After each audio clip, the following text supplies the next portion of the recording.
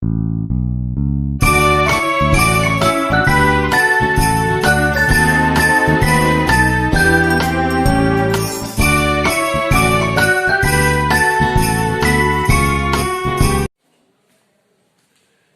morning, student. This is our sixth lecture on the topic superposition of waves.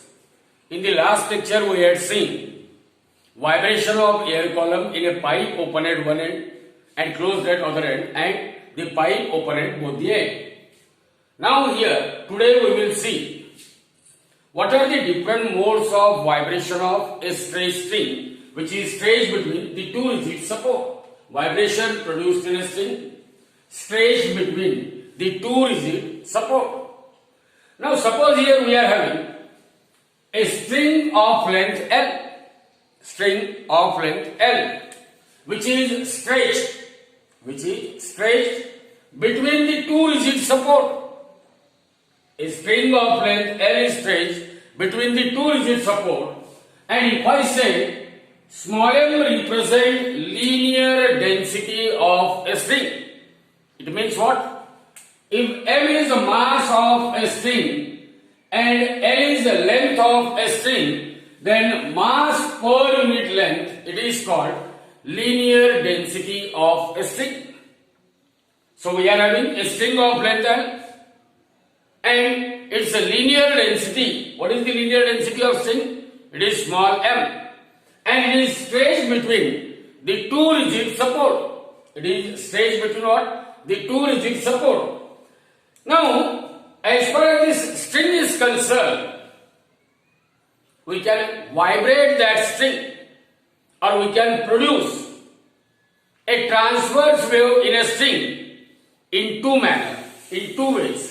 First, either by plugging the string or with the help of a vibrator. Vibrator may be a tuning fork. Just by striking the tuning fork on a rubber cork, and if I held it near to that wire, then wire starts vibrating.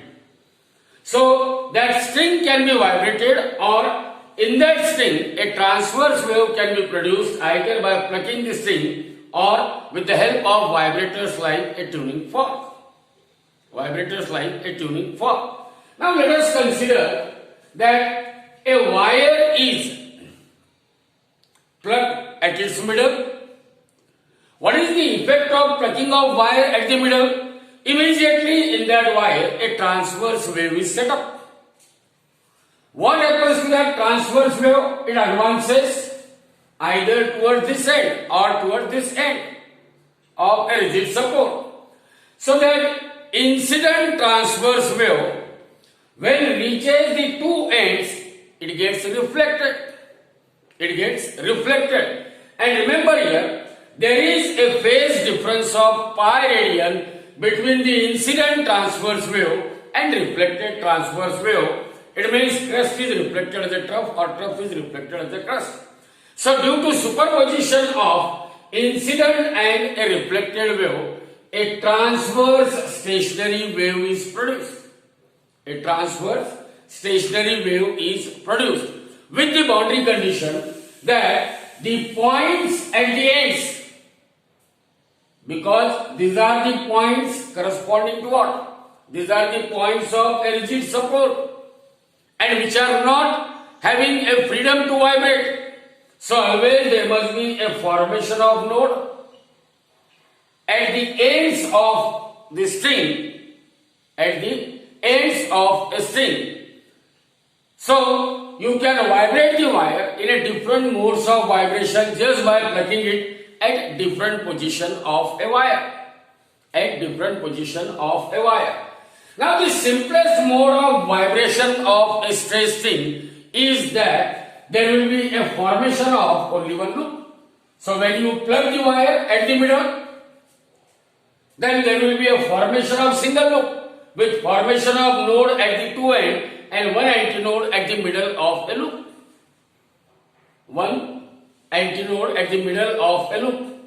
Now as far as the length of loop, if I say that lambda is the wavelength of wave produced, then what is the length of loop here? length of loop is equal to, see here, this is only half of the wave. I can continue this wave. Only crest is there or only trough is there. What is the length of that single crest or single trough? It is equal to lambda divided by 2, or lambda is equal to 2 times the length of a string. And as far as that string is concerned, when we plug the string, which type of wave is produced in that string? The wave produced in a string is a transverse wave. If I say that small m is the linear density of a string, it means it is mass per unit length of string. It means if m is the mass of string, L is the length of string, then linear density small m equal to m divided by L. Similarly, if I say that capital T represents the tension in a string due to its stretching, then from the knowledge of properties of transverse wave, what is the velocity of transverse wave produced? Velocity of transverse wave produced, it is given by formula V equal to under root of T divided by M, where T is the tension in a string due to its stretching. Small m represent what? Linear density of a string. Now we are having the value of wavelength lambda produced due to plucking of a string. We know the velocity with which that transverse wave is propagating, then as per relation V is equal to n lambda. If n represents the frequency of a wave, frequency of a straight string, then this n is equal to V divided by lambda, or it is equal to 1 divided by lambda means 2L, and velocity V is equal to root T divided by M. So this n represents the minimum frequency with which a straight string can vibrate.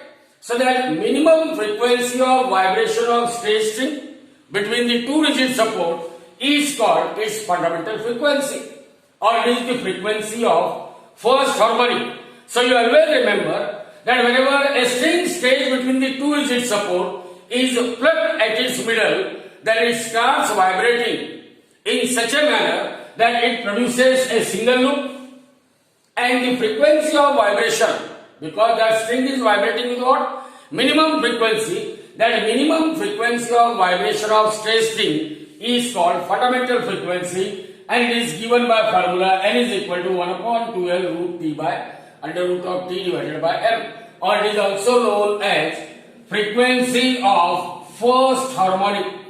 Frequency of what? First harmonic. Now in the second case, suppose in the first case particle at the center of the loop, here there is formation of antinode, means that particle is vibrating with what? Maximum amplitude. Now in second case, with the help of some light object, if that light object is made in contact with the center of a wire, then the center of the wire or center of the string is prevented from vibration. Means at the center of a string there is a formation of node, and now plug the string at the middle of one of the segment, either here or you can plug it here. So in second case, when the center of the string is prevented from any kind of vibration, just with the help of what? Just by touching the lighter object at the center of a string and plugging the string at the middle of either of the segment, it is found that there will be a formation of two loops.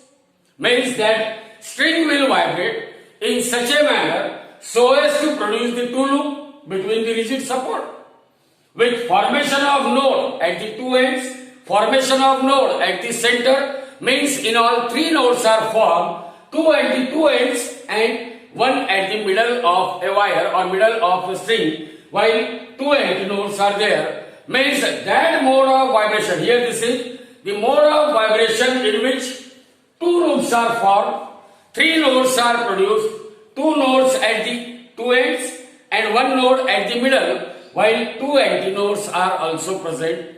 this mode of vibration, in this mode or for this mode of vibration, if I say that lambda 1 is the wavelength for this mode of vibration, then what is the length of each loop here? Length of each loop, see here, this total length is L. What is the length of each loop? This is the middle, center, means L by 2, it is the length of loop, and that is equal to, see here, if I say lambda 1 is the wavelength of wave produced, then here L by 2 is equal to what? Lambda 1 divided by 2.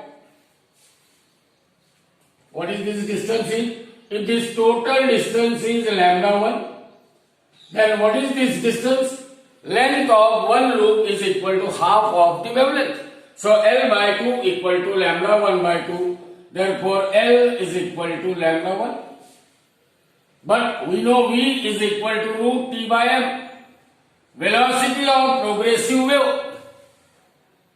It is under root of T by M. Therefore, if I say the frequency of vibration for this mode of vibration is N1. Frequency of vibration for this mode of vibration is N1. Then what is N1 is equal to? N1 is equal to, or V is equal to N1 lambda 1. Therefore N1 is equal to V by lambda 1 equal to, what is value of lambda 1? Lambda 1 equal to L. So it is 1 by L, and what is the value of V? Root T by M. Therefore N1 is equal to, now I can rewrite this term, multiply it by 2 and divide it by 2. So 2 into 1 by 2L under root of T divided by M. But look at this, 1 upon 2L root T by M, 1 upon 2L root T by M, it is equal to fundamental frequency or frequency of first harmonic. Therefore N1 is equal to 2 times L. N1 is equal to what? 2 times L. Here N1 is nothing but frequency of first overtone, which is equal to what? Twice the fundamental frequency, or frequency of first overtone is equal to frequency of second harmonic. Frequency of first overtone equal to what? Frequency of second harmonic. Now there is one more mode of vibration of string, in which in all there are 3 loops are produced. That string is vibrated in such a manner that it will produces 3 loops. It will produces what? 3 loops, with formation of, see here, 1, 2, 3, 4, with formation of 4 nodes, 2 at the 2 ends and 2 in between them, along with 3 antinodes. So that mode of vibration in which 4 nodes are formed, 2 nodes at the 2 ends and 2 nodes in between, along with that 3 antinodes are formed, that mode of vibration of string. For that mode of vibration of string, what you can say, if lambda 2 is the wavelength of wave produced. Lambda 2 is what? Wavelength of wave produced. See here, total length is L. Then what is the length of each loop? See here, that total length is divided into 3 loops. So length of each loop is L by 3. So length of each loop is L by 3, and that is equal to, what is the length of loop in terms of wavelength? It is lambda by 2. So here it is lambda 2 by 2. So length of each loop is equal to L by 3 is equal to lambda 2 by 2. Have you understood this? Length of each loop, total length of string is L. How many loops are formed here? 3 loops. So what is the length of each loop? It is equal to L by 3. But we know if lambda 2 is the wavelength of wave produced, then length of each loop is equal to lambda 2 by 2. Lambda 2 by 2, therefore lambda 2 is equal to 2 by 3 into L. Lambda 2 is equal to 2 by 3 into L. V is equal to root T by M.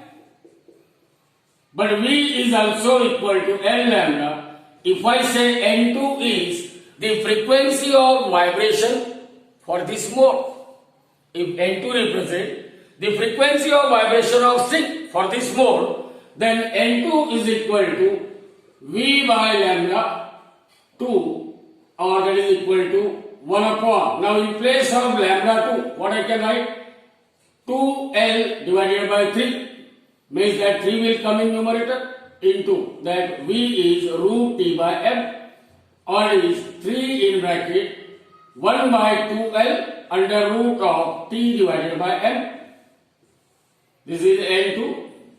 But 1 upon 2L root T by M, it is the fundamental frequency or frequency of first harmonic. Therefore, N2 is equal to 3 times N. So what we can say?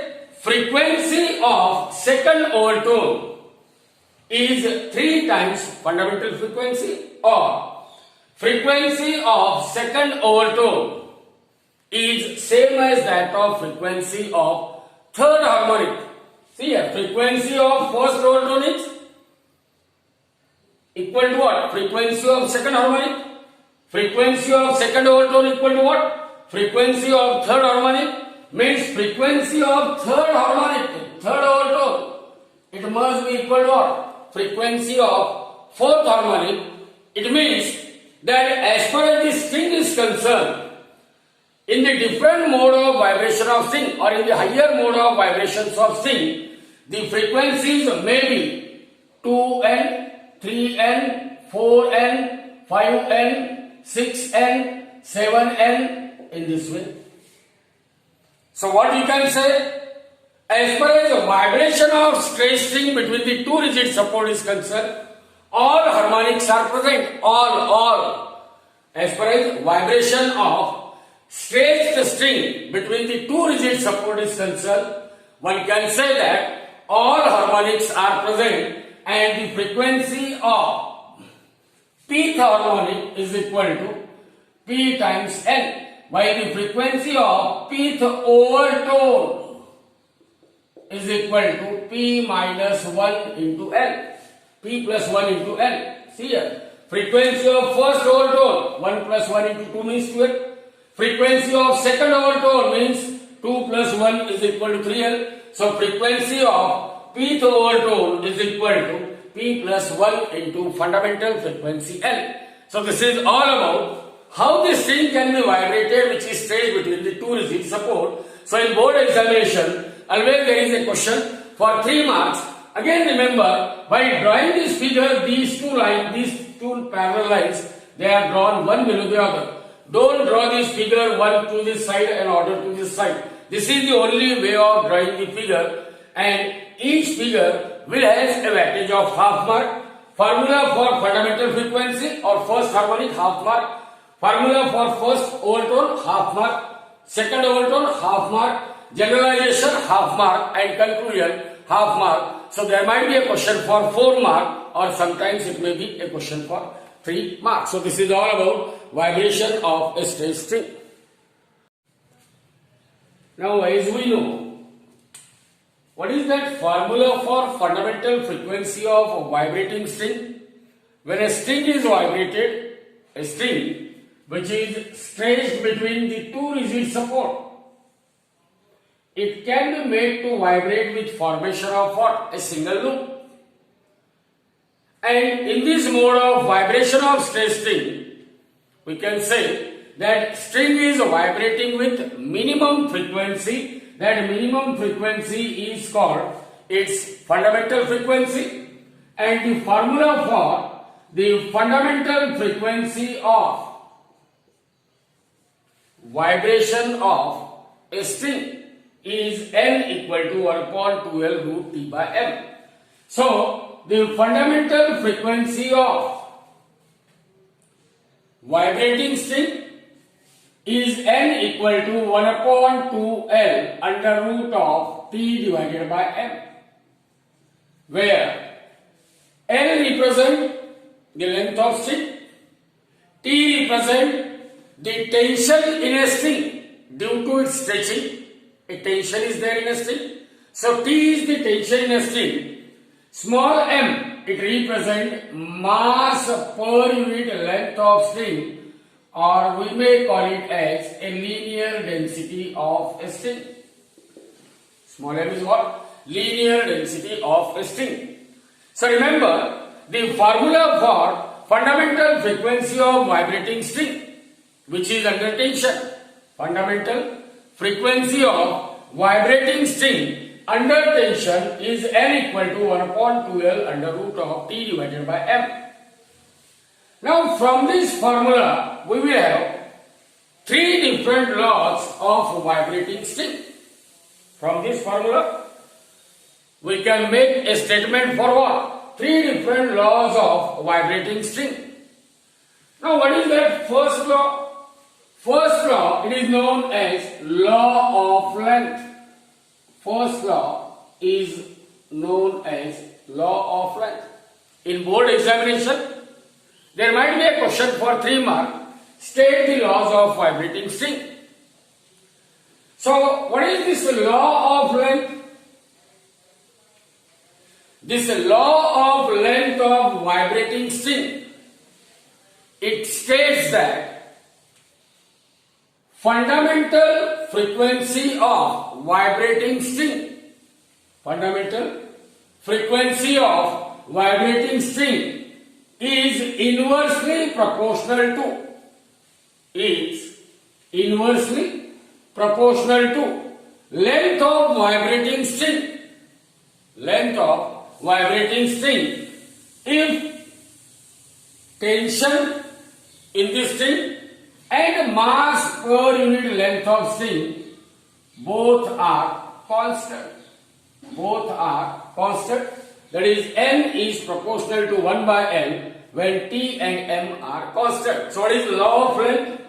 See here, from this formula, how to make a law of length? Fundamental frequency of vibrating string. Fundamental frequency of vibrating string is inversely proportional to length of vibrating string if both tension in the string and mass per unit length of string, they are kept constant. So this is all about law of length. Second one, it is the law of tension. Law of tension. From the name itself, law of tension, it states that the fundamental frequency of law of tension, it states that the fundamental frequency of vibrating string, fundamental frequency of vibrating string is directly proportional to fundamental frequency of vibrating string. It is directly proportional to square root of tension in the string.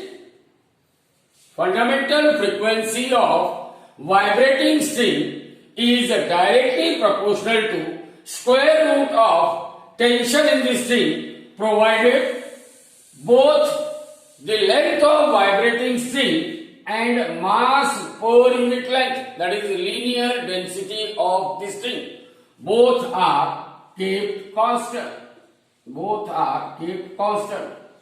So what is the law of tension?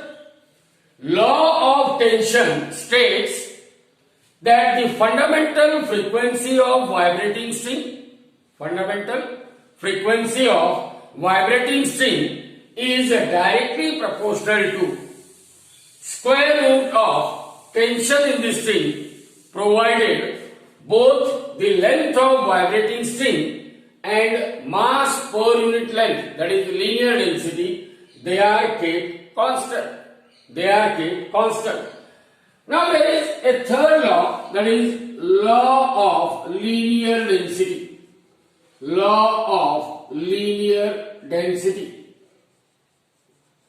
Now what is law of linear density states?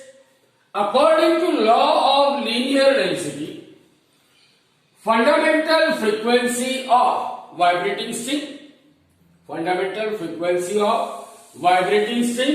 is inversely proportional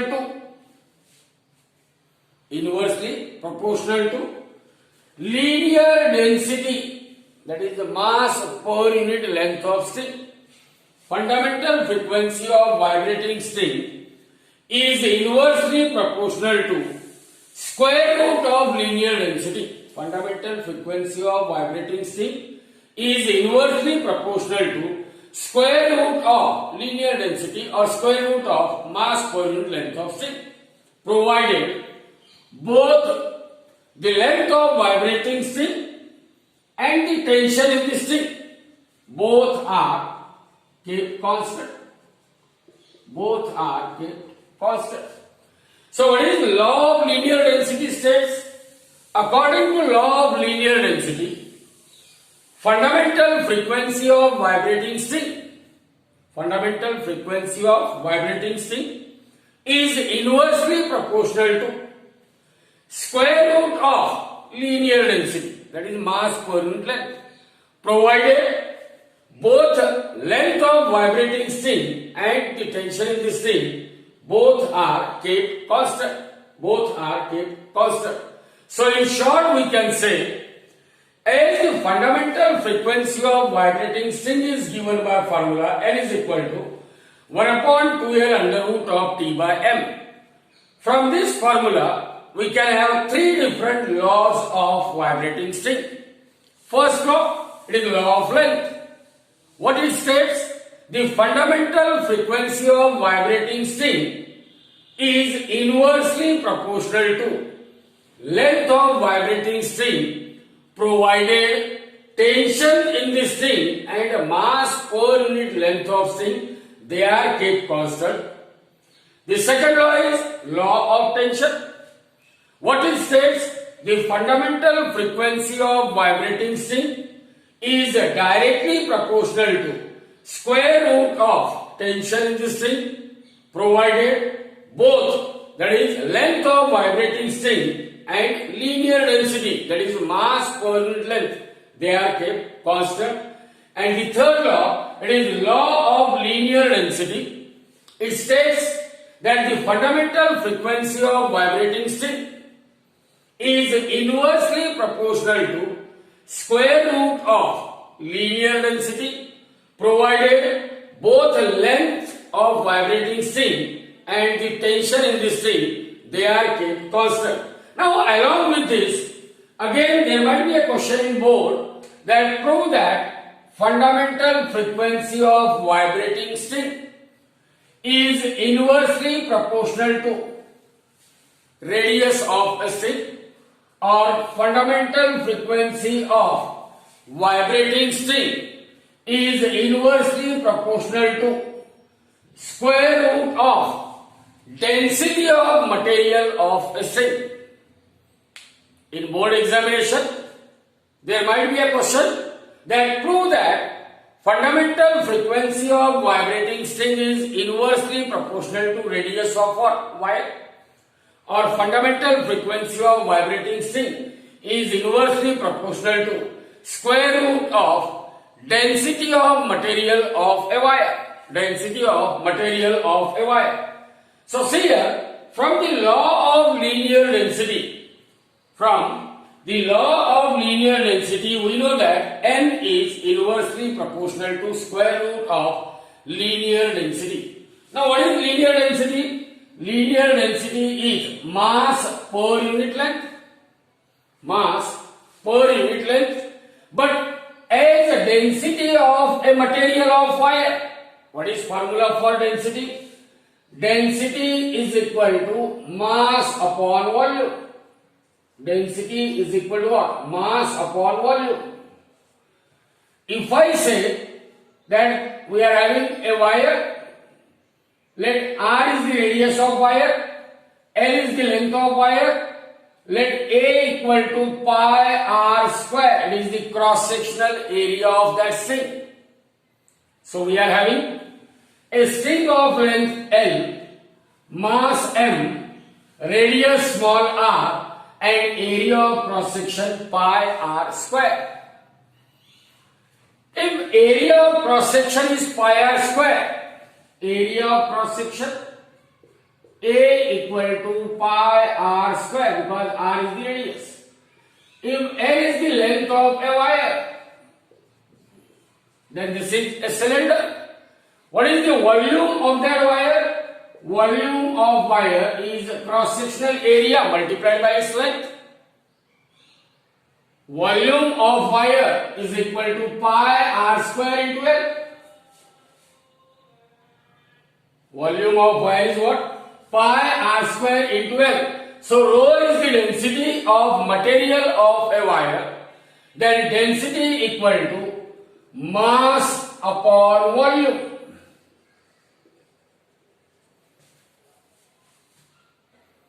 Mass upon volume, or mass is equal to density into volume.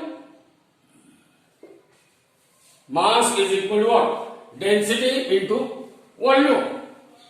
Now, what is the volume here? So mass m is equal to density, rho is the density of material, into volume.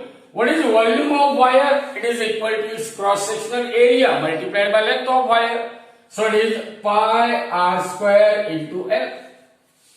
Pi r square into L. Therefore, now take this L in the denominator. M by L is equal to rho into pi r square.